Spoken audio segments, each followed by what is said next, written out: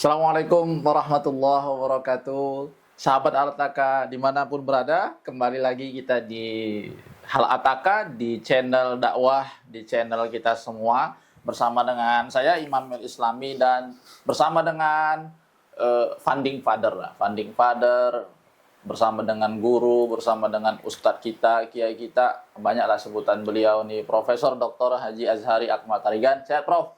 Alhamdulillah sehat walafiat. Saya terus sahabat Altaka dimanapun berada, tidak bosan, dan kali ini memang momennya Prof udah berangkat. Kemarin kloter 1 sudah berangkat. Kita akan bahas tentang haji, tapi kita akan membahas pemaknaannya. Dulu Prof janji bahwa akan membahas tentang pemaknaan tawaf, pemaknaan sa'i, pemaknaan wukufnya dan lain sebagainya, supaya memang walillahi 'alan nasi hajjul baiti man istata'a ilaihi sabila itu.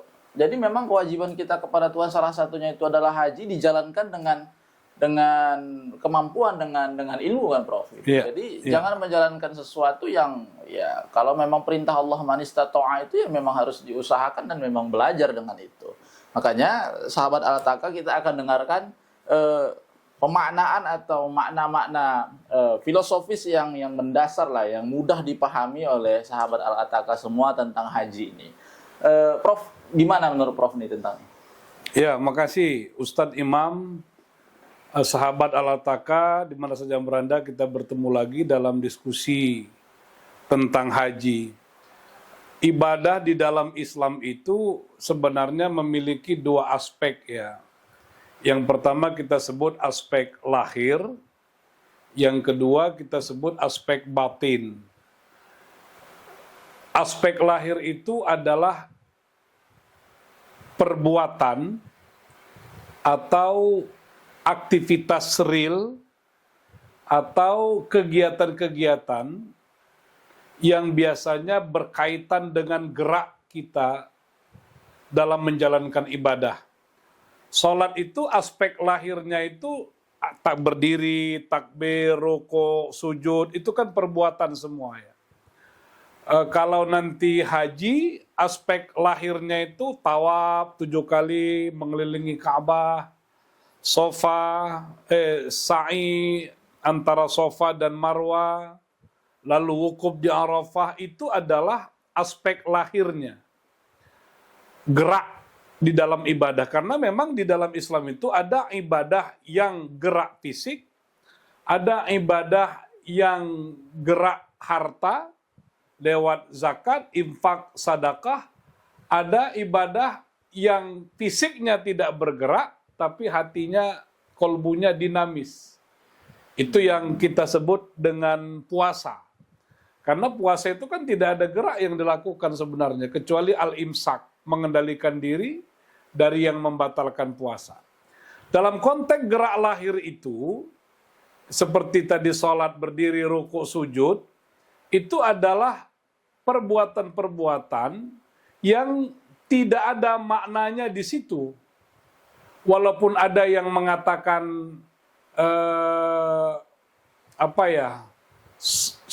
gerakan sholat itu bagi wanita yang sedang hamil akan membantu memudahkan kelancaran proses kelahirannya. Yang kita maksud gerak itu tidak memiliki makna, dia hanya sebatas gerak saja. Tetapi di dalam gerak itu ada kandungan nilainya yang dia harus diinjeksi, yang harus dia diintegrasikan, yang harus dia dimaknai bagi orang yang sedang melaksanakan ibadah itu. Kalau dia sholat tapi tidak memberikan makna, tidak memberikan meaning ya, pemaknaan terhadap gerakan itu persis seperti kata Imam Al-Ghazali. Apa bedanya dia dengan olahraga? Apa bedanya dia dengan menari? Apa bedanya dia dengan jogging? Kalau orang berhenti pada aspek lahir. Ketika sholat itu dianggap selesai manakala seseorang berdiri, lalu dia takbir, lalu dia membaca, lalu dia rukuk, sujud, lalu salam, selesailah sholatnya. Iya secara fisik, secara lahirnya. Tapi batinnya itu apa? Nah, dalam ibadah haji itu syarat dengan aktivitas lahir, atau kita katakan syarat dengan gerakan-gerakan yang bernuansa simbolik, tapi di dalam gerakan itu ada sesuatu makna yang harus ditangkap, yang harus dipahami oleh orang yang melaksanakan ibadah haji. Sederhananya ketika tawaf itu. Tawaf itu kan lahirnya mengelilingi Ka'bah 7 kali.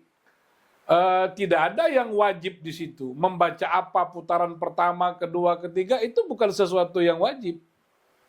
Orang mau doa, orang mau baca Quran, orang mau zikir, ya silakan saja. Walaupun biasanya di kita itu ada dituntun apa yang mau dibaca. Rabbana atina fid dunya hasanah wa fil akhirati hasanah wa qina adzabannar, ya bisa saja. Tapi hakikatnya tidak ada kewajiban di sana untuk membaca sesuatu ayat-ayat Al-Quran, doa-doa tertentu, tidak ada.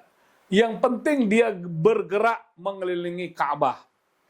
Maknanya apa? Ya, secara fisik itu kita kan memutarnya itu kan ke kiri tuh. Ka'bah itu di kiri kita. Jadi kalau merujuk di mana posisi kolbu, kolbu itu kan kata guru-guru kita posisinya letaknya di bawah apa? 2 jari ini, di bawah puting susu ini. Jadi di bawah puting susu ini taruh 2 jari di situ, disitulah posisi kolbu. Nah, ketika orang tawaf, dia sebenarnya sedang mendekatkan kolbunya kepada sang pemilik Ka'bah itu, bukan Ka'bahnya, tapi kepada sang pemilik Ka'bah. Itu menandakan ketika orang tawaf itu di dalam hidupnya dia mengorientasikan dirinya, kehidupannya, apapun yang dia lakukan di muka bumi ini itu hanya untuk mencari keridhaan Allah. Jadi Allah itu menjadi pusat, ya. Semua gerakan-gerakan yang kita sebut gerakan sempurna 360 derajat itu diorientasikan untuk Allah, untuk mencari ridhonya. Kalau kita bawa ke dalam kehidupan ini, orang yang haji itu tidak ada satupun yang dilakukannya dalam kehidupan dunia ini yang tidak dimaksudkannya untuk mengorientasikan dirinya kepada Allah. Tidak ada satu aktivitas pun, baik dalam konteks ibadah sempit atau ibadah dalam makna luas, kecuali kepada Allah. Orang yang haji itu, apakah dia pegawai negeri, apakah dia karyawan, apakah dia pimpinan, apakah dia tentara, apapun profesinya. Ketika dia sudah pernah tawaf, maka nilai tawaf itu adalah apapun perbuatannya di muka bumi ini, itu dia persembahkan, dia orientasikan, dia maksudkan hanya untuk Allah Subhanahu wa taala. Itulah tawaf. Jadi Prof, kalau gini, muncul masalahnya yang pertama, ternyata orang yang berangkat haji, dia keadaannya sakit, Prof. Sampai di sana, dia terduduk atau tergeletak lah di rumah sakit. Tidak bisa dia menjalankan tawaf, tidak bisa dia sa'i. Tapi wukuf diantarkan pakai kamar sankin itu. Iya. Nah, itu sampai sejauh mana lahiriah itu? Kalau dia wukuf, itu namanya safari wukuf, ya, wukuf. Kalau tawaf itu, ya, tawaf ada kereta dorong, kecuali yang memang dia sakit parah, ya. Nah, terlepas dari itu, siapapun yang berangkat haji, kalau kita katakan tawaf fisiknya dia mengelilingi Ka'bah dan dia tadi menangkap makna yang sudah kita sebut,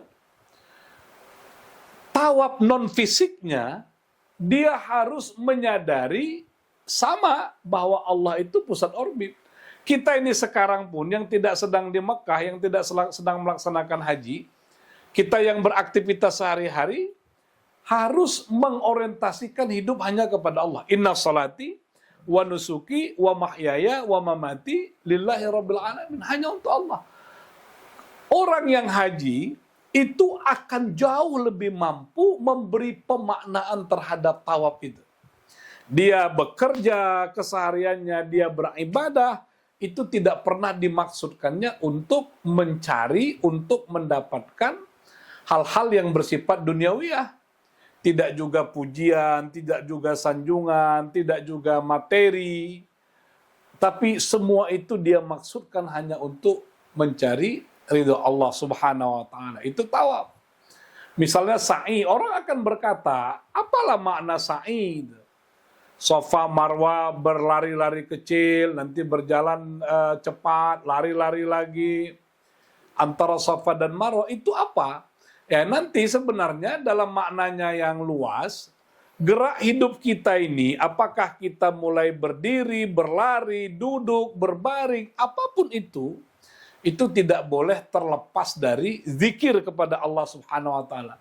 Alladzina yadhkurunallaha qiyaman wa qu'udan wa 'ala junubihim. Maka gerak di dalam haji itu semuanya ada. Gerak yang memutar bulat, melingkar itu tawaf. Gerak bolak-balik lurus itu pada sa'i gitu. Tidak bergerak dalam arti fisik, tapi kolbunya bergerak, ya itu misalnya pada saat orang wukuf di Arafah, ya melontar jamrat itu jamarah itu gerak juga. Ya itu tadi, apapun aktivitas kita dalam kehidupan ini, pertama jangan maknai ibadah itu hanya sholat, puasa, zakat gitu.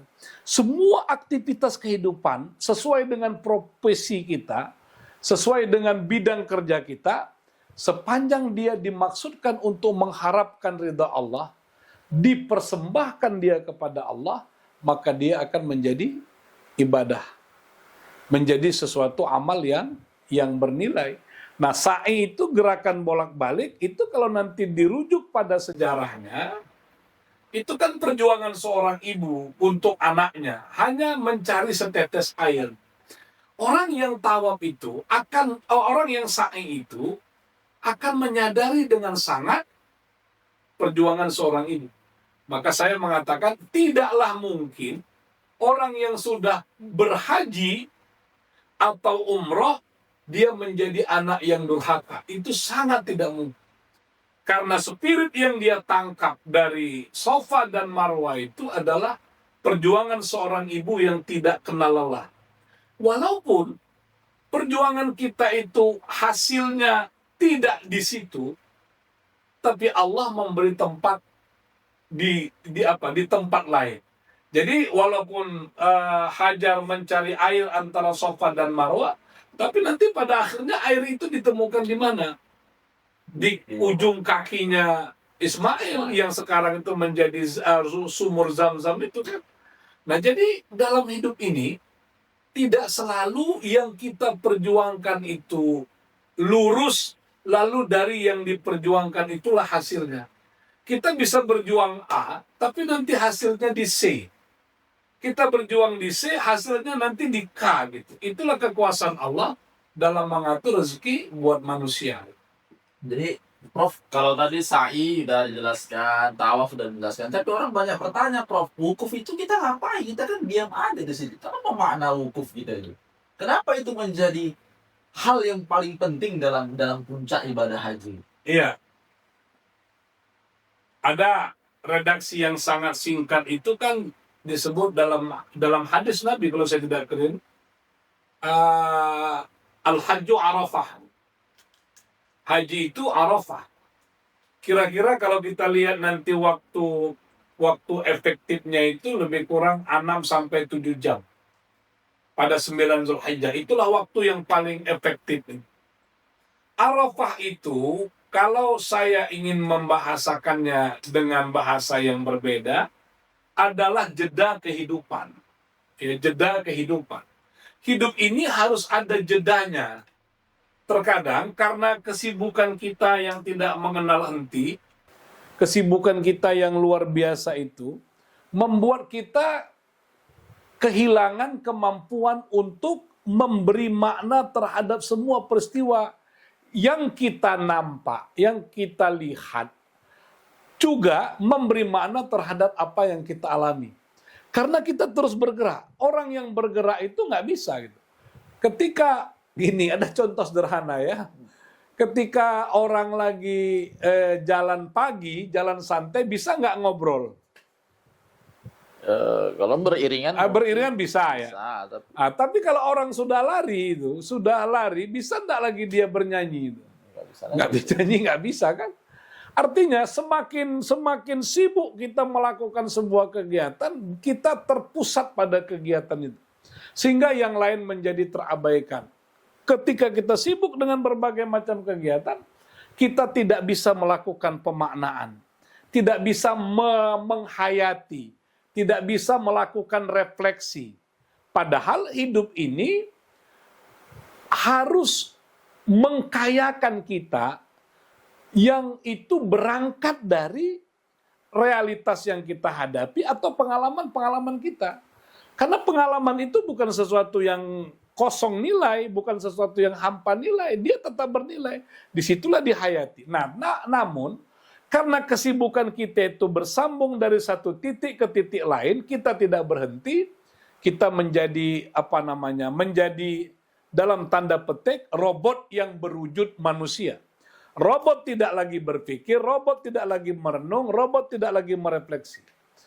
Maka ketika orang wukuf, dia tinggalkan segala macam aktivitas kehidupan itu, yang ada hanya dirinya kepada Allah. Pada titik itulah dia melihat autentisitas dirinya. Dia akan membaca perjalanan hidupnya, dia akan melihat apa yang pernah dia lakukan di masa lalu, apa yang akan dia rencanakan di masa depan. Itu hanya mungkin dilakukan bagi orang yang punya jeda tadi. Dia berhenti, dia memutus hubungan dengan dunia sementara, lalu dia berfokus kepada Allah Subhanahu wa Ta'ala. Itulah sebenarnya makna Arafah. Jadi, orang yang sudah berada, orang yang sudah wukuf di Arafah, dia akan lebih mengenal dirinya. Di dalam ungkapan tasawuf itu ada populer pernyataan, man arafa nafsah, arafa rabbah. Pengenalan terhadap Tuhan itu bermula dari pengenalan terhadap diri kita.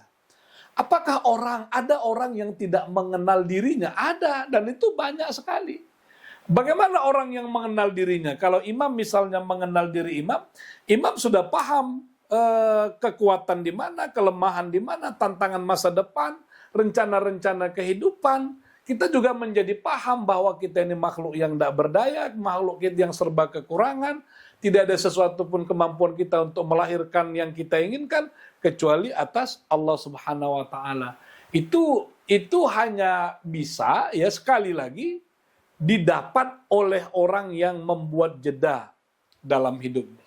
Jeda Ya, ya. makanya dianjurkan orang yang berada di Arafah, apalagi mulai 9 Zulhijjah, ya, mungkin mulai sejak duha, itu sampai nanti asar sebelum meninggalkan Arafah, dia harus benar-benar memahami dirinya sendiri sebagai makhluk, mendekat kepada Allah sebagai Khalik, dan dia bisa mendesain dirinya menjadi lebih baik untuk masa-masa yang akan datang. Oh, itu. Berarti wukuf itu semacam muhasabah begitu, berdoa gitu. Iya. Dia bisa bermuhasabah, dia bisa evaluasi, dia bisa zikir, dia bisa berdoa. Memang di situ momentumnya itu, Arafah itu. Betul. Jadi kita ini yang belum berangkat haji nih, Prof. Kayak imam belum berangkat. Mungkin insya Allah 2040. Amin. Kemarin lihat aplikasi, kok makin lama 2 tahun kan? Mundur lagi. Mundur lagi 2 tahun, 2047. Ya, nanti kalau sudah keluar war tiket itu mungkin bisa jadi lebih cepat ya. cepat. Jadi mudah-mudahan bisa begitu. Mungkin tinggal dilunasi ya, Prof. Tapi kan orang-orang yang belum berangkat ini kan dia berpikir begini, Prof. Ini pikiran orang awam, Prof. Dia bilang begini, di Mekah itu kan nggak boleh kita rofas ya, kita nggak boleh cakap yang sembarangan, nggak boleh cakap yang kotor, kita nggak boleh juga fusuk, kita nggak boleh juga misalnya berlaku perbuatan-perbuatan yang jahat gitu kan. Sedangkan selama kita di Indonesia atau kita di mana sebelum kita berangkat haji, mulut kita ini Prof, bayangkan Prof, diam, duduk, tenang selama beberapa jam, 7 jam, 6 jam dalam wukuf itu, tidak bicara dengan sebelah orangnya, tidak ngobrol. Itu berat sekali, Prof. Menurut bagaimana cara orang itu bisa benar-benar dia gitu mendapatkan makna wukuf itu dan mengerti dia bahwa ternyata ini sangat penting dan memang nggak boleh gitu, memang urusan kita hanya kepada Tuhan saat itu gitu. Ada tipsnya nggak untuk supaya orang ini bisa jagalah omongannya dulu sebentar begitu Iya. kira-kira. Itu ayatnya kan tegas ya, faman farada fihinnal hajj,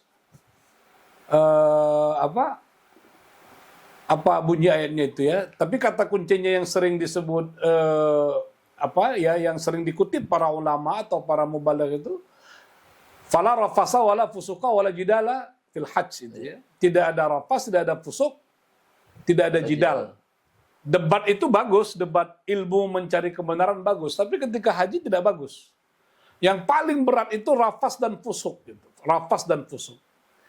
Kalau kita ibaratkan ya dengan manusia, ketika ada orang yang mengundang kita datang ke rumahnya,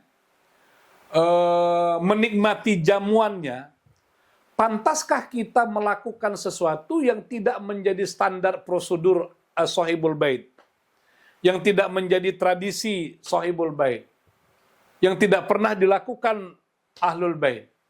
Bolehkah kita di rumahnya itu melakukan sesuatu apa yang kita inginkan? Kita tidak peduli dengan siapapun, yang penting apa mau kita buat, kita buat. Tentu tidak boleh. Ketika kita diundang seseorang, kita sebenarnya dia bawa masuk ke suasana kehidupannya.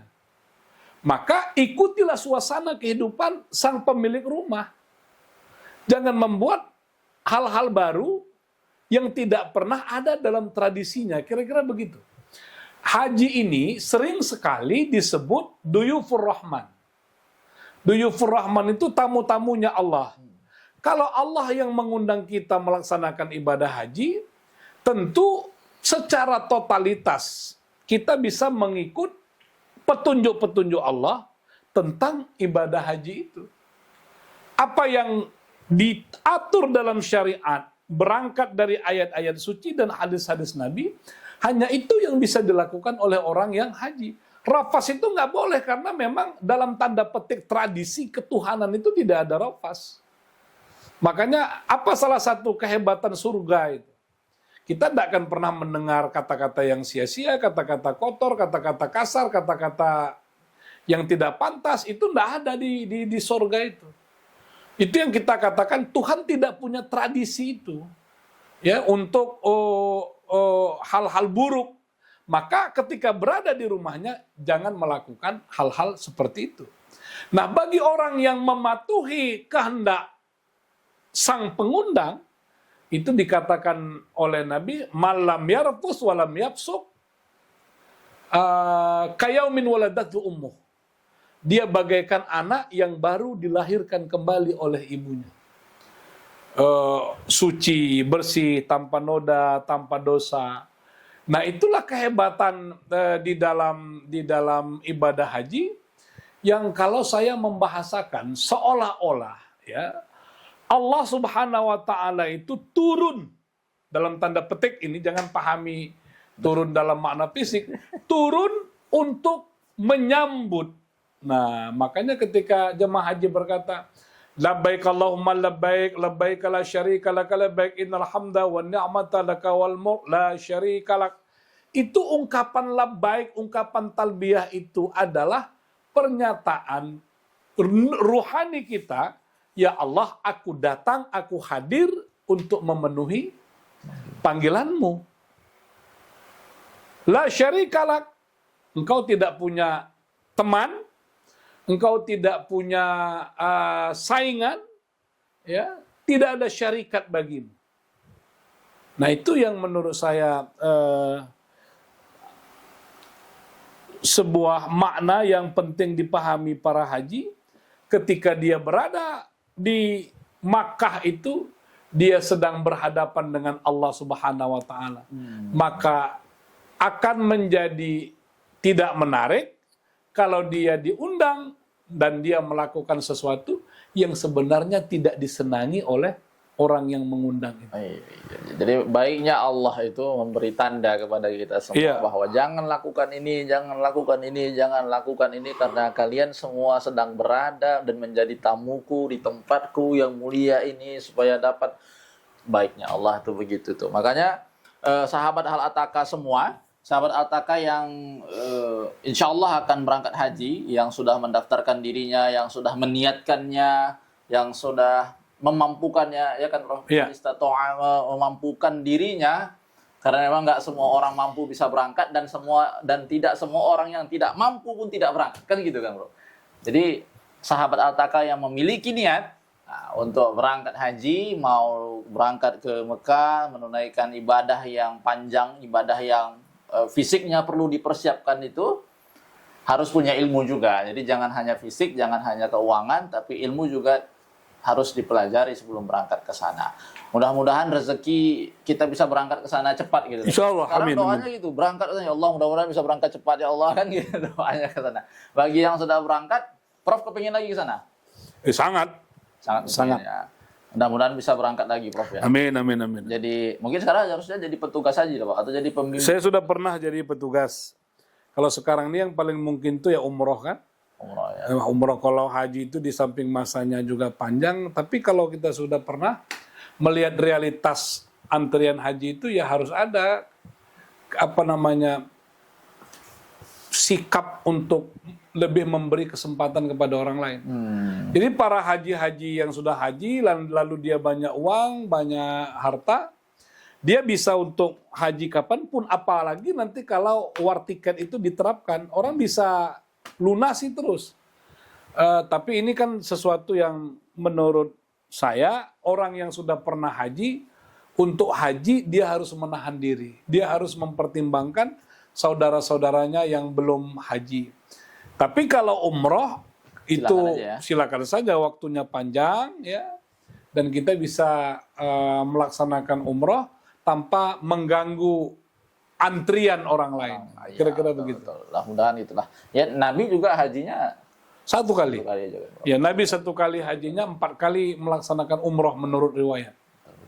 Ya, sahabat Al-Taka, begitu segmen kita kali ini tentang haji. Mudah-mudahan menjadi bekal ilmu kita yang mau berangkat ke sana. Untuk teman-teman juga yang sudah di sana juga bisa menonton sambil menunggu waktu istirahat dan lain sebagainya. Prof, sehat selalu. Ya, sahabat Al-Taka juga sehat selalu. Dalam keadaan yang seperti ini memang doa-doa kita itu harus terus dipanjatkan sama Allah, walaupun dalam keadaan yang mungkin lagi agak-agak sulit lah sedikit kita ini gitu ya. Terima kasih Prof untuk segmen kali ini. Nanti kita lanjut di segmen selanjutnya, di segmen Hal Ataka juga, di channel ini juga. Assalamualaikum warahmatullahi wabarakatuh. Assalamualaikum warahmatullahi wabarakatuh.